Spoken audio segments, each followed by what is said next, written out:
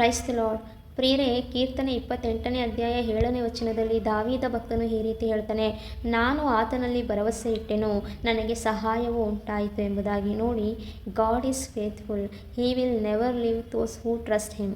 ಆತನಲ್ಲಿ ಭರವಸೆ ಇಡೋರನ್ನು ಎಂದಿಗೂ ಕೂಡ ಆತನು ಬಿಡೋದಿಲ್ಲ. ಆಶಾಭಂಗವಾಗೋದಕ್ಕೆ ಎಂದಿಗೂ ಕೂಡ ಆತನ ಅವಕಾಶ ಕೊಡೋದಿಲ್ಲ.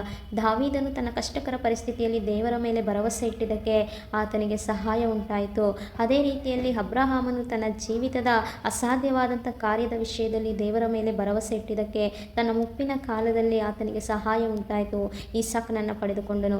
ಅದೇ ರೀತಿಯಲ್ಲಿ ಹನ್ನ ತನ್ನ ಅವಮಾನಕರ ಪರಿಸ್ಥಿತಿಯಲ್ಲಿ ದೇವರ ಮುಂದೆ ಹೋಗಿ ನಾನು ದೇವರ ಮೇಲೆ ಭರವಸೆ ಇಟ್ಟು ಬೇಡಿಕೊಳ್ಳುವಾಗ ಖಂಡಿತ ಆತನು ನನಗೆ ಕೊಡ್ತಾನೆ ಅನ್ನೋ ನಂಬಿಕೆಯಿಂದ ಸಾನ್ನಿಧ್ಯಕ್ಕೆ ಹೋಗಿ ಬೇಡುವಾಗ ಆಕೆಗಿದ್ದಂಥ ಅವಮಾನವನ್ನು ದೇವರು ತೊಲಗಿಸ್ತಾ ಆಕೆಗೊಬ್ಬ ಮಗನನ್ನು ಕೊಟ್ಟ.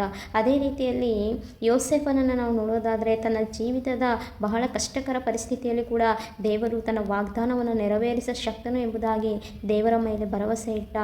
ಆತನು ಸೆರೆಮನೆಯಿಂದ ಅರಮನೆಗೆ ಹೋಗುವಂಥ ಸ್ಥಿತಿಯನ್ನು ನಾವು ನೋಡ್ತೇವೆ. ಹೀಗೆ ದೇವರಲ್ಲಿ ಭರವಸೆ ಇಟ್ಟಂಥ ಯಾರನ್ನು ಕೂಡ ಆತನು ಕೈ ಬಿಟ್ಟಿಲ್ಲ, ಸಹಾಯ ಮಾಡಿದ್ದಾನೆ. ಅಂದಮೇಲೆ ದೇವರ ಮೇಲೆ ಭರವಸೆ ಇಟ್ಟಿರುವಂಥ ನಮಗೂ ಕೂಡ ಆತನು ಸಹಾಯ ಮಾಡುವಂಥ ಶಕ್ತನಾಗಿದ್ದಾನೆ.